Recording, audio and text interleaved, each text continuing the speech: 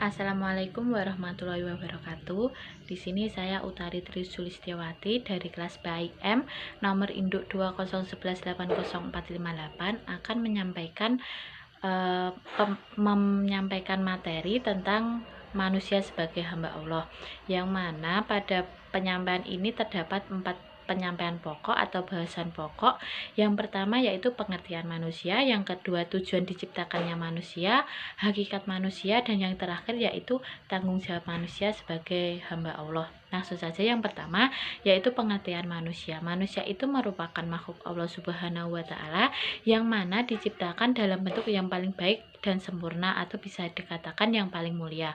Kemuliaan tersebut itu dikarenakan manusia diciptakan dengan wujud yang lengkap, yakni adanya jasmani dan juga rohani. Sedangkan menurut Kamus Besar Bahasa Indonesia, manusia itu didefinisikan sebagai makhluk yang berakal budi dan mampu menguasai makhluk lainnya. Sebagaimana telah dijelaskan Al-Quran pada Quran Surat Al-Mu'minun ayat 12-14, yang mana telah diterangkan bahwa manusia berasal dari tanah.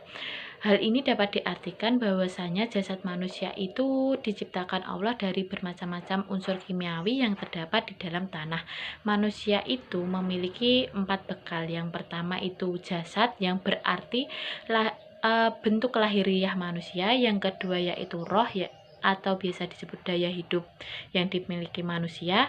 Yang ketiga itu nafsu, yang berarti jiwa seseorang. Yang keempat akal atau daya pikir seorang manusia. Dan yang kelima yaitu kolbu, merupakan daya perasaan atau rasa yang dimiliki oleh seorang manusia.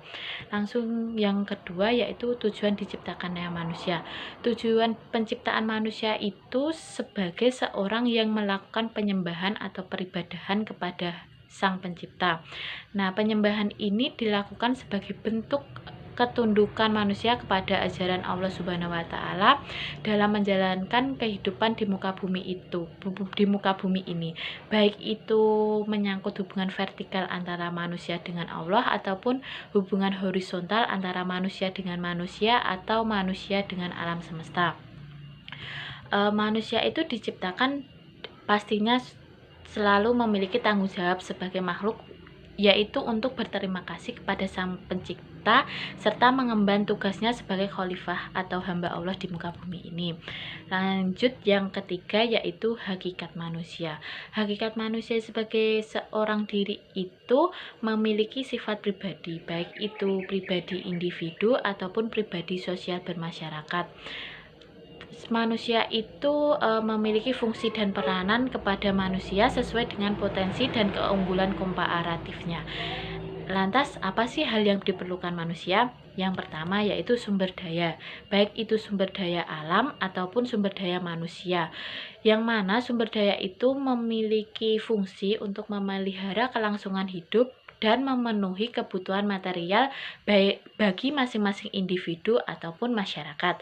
Yang kedua yaitu memahami pengetahuan tentang prinsip-prinsip tingkah laku individu dan sosial. Adapun fungsi manusia itu pada umumnya ada 2, yaitu fungsi manusia sebagai khalifah fil ard atau pengelola bumi. Yang kedua fungsi manusia sebagai abd Allah atau hamba Allah yang harus mengabdi kepada Allah. Yang pertama, fungsi manusia sebagai khalifah, yaitu sebagai pengelola di muka bumi ini. Nah, fungsi ini itu cenderung manusia itu meneliti bumi dan alam raya ini sehingga dapat diambil manfaatnya semaksimal mungkin.